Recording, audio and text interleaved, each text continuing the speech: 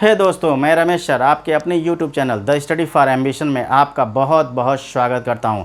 दोस्तों, संवैधानिक विकास की अगली कड़ी में आज 1833 का चार्टर एक्ट आपके सामने है।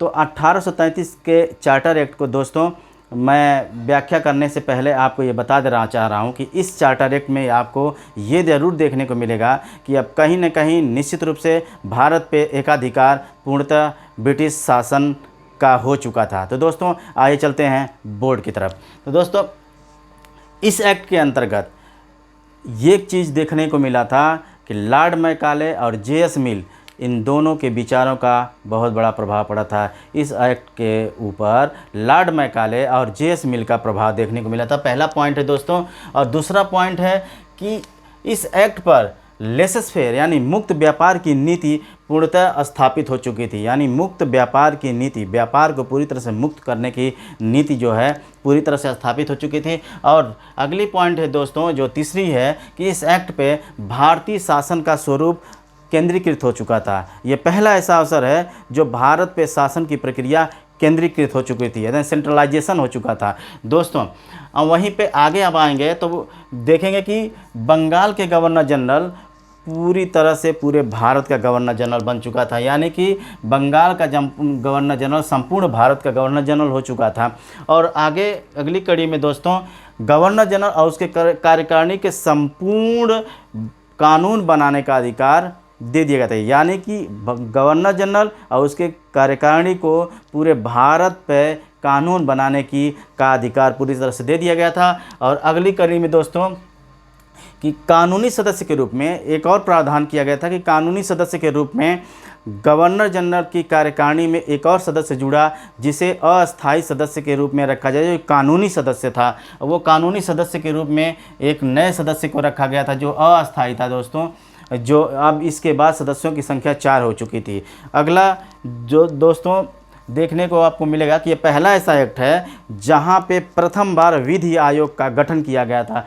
प्रथम बार विधि आयोग का गठन 1833 के चार्टर एक्ट में देखने को मिला था, प्रथम विधि आयोग का गठन। और दोस्तों प्रथम विधि आयोग के जो अध्यक्ष थे लॉर्ड मैकाले जी थे। और आगे चलिए दोस्तों इस कड़ी में ही तो इस एक्ट में अंतिम बार भारतीय शासन अधिनियम को 20 वर्ष के लिए ब्रिटिश ईस्ट इंडिया कंपनी को ट्रस्ट के रूप में दे दिया गया था। यानी 20 वर्ष के लिए ब्रिटिश ईस्ट इंडिया कंपनी को 20 वर्ष के लिए ट्रस्ट के रूप में दे दिया गया था। और अगला है दोस्तों कि इस एक्ट के अंतर्गत जो दास प्रथा था, दास प्रथा को पूरी तरह से कानूनी रूप से अवैध घोषित कर दी गई थी। यानी कि दास प्रथा को कानूनी रूप से अवैध घोषित करने का प्रावधान 1833 के चार्टर एक्ट में दिया गया था दोस्तों। और 1843 में इसी एक्ट के तहत दास प्रथा का पूरी तरह से समापन कर दिया गया था। 1843 में दोस्तों दास प्रथा का पूरी तरह से समापन कर दिया गया था।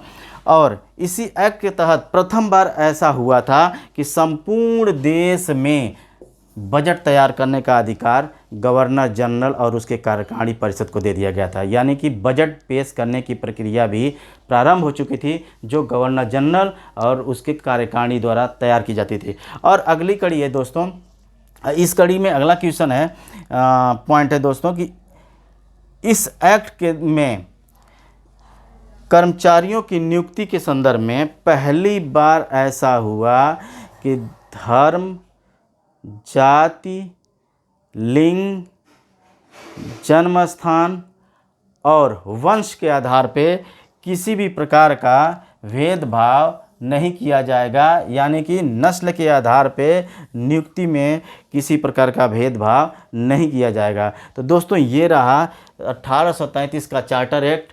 और 1833 के चार्टर एक्ट से आपको बहुत सारी चीज़ देखने को मिला होगा कि दोस्तों केंद्रीकृत व्यवस्था का आना, दास प्रथा का अंत होना, हमारे रीति रिवाजों में धीरे धीरे पूरी तरह से अपना प्रभाव स्थापित करना, और दोस्तों व्यापार को पूरी तरह से मुक्त कर देना, और कानूनी रूप से एक नया कार्यकारिणी में सदस्य, अस्थायी सदस्य स्थापित करना, तथा शासन प्रशासन को 20 वर्ष के लिए अब ट्रस्ट के रूप में कंपनी को दे देना।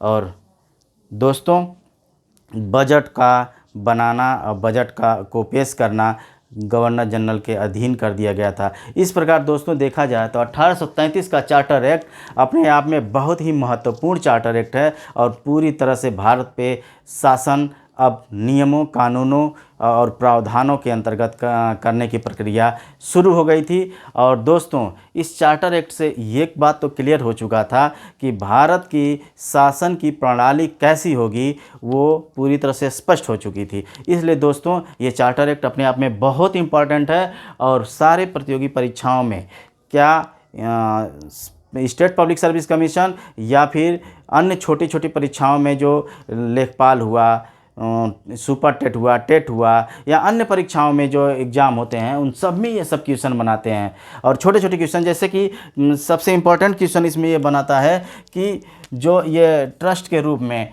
कितने वर्ष के लिए बढ़ा दिया गया था, कंपनी को दे दिया गया था, ये क्वेश्चन दोस्तों। और दूसरा क्वेश्चन इसमें यह है कि लेसेस फेयर की नीति दूसरी बार कब आई थी। तीसरा क्वेश्चन इसमें एक बनाता है कि 1833 के चार्टर एक्ट पे किसका प्रभाव था।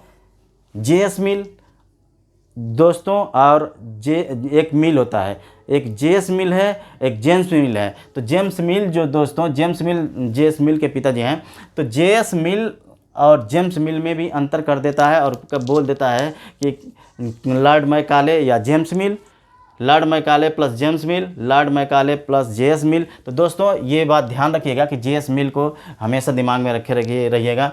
और संपूर्ण भारत में गवर्नर जनरल को पूरी तरह से जो है बंगाल से निकालकर बाहर कर दिया गया, यानी कि पूरे भारत पे एक अधिकार स्थापित कर दिया गया था गवर्नर जनरल का। तो इस प्रकार देखा जाए दोस्तों तो ये जो चार्टर एक्ट है निश्चित रूप से भारत के लिए एक बहुत बड़ा संवैधानिक पहलू बन चुका था कानून और शासन प्रशासन की प्रक्रिया में। तो दोस्तों ये रहा 1833 का चार्टर एक्ट। अगर ये मेरा वीडियो आपको पसंद आया हो, कहीं आपको क्लिक कर रहा है कि निश्चित रूप से ये हमारे परीक्षा में काफ़ी उपयोगी है, तो दोस्तों इसे आप लाइक, शेयर और सब्सक्राइब ज़रूर कीजिएगा। ओके दोस्तों, थैंक यू।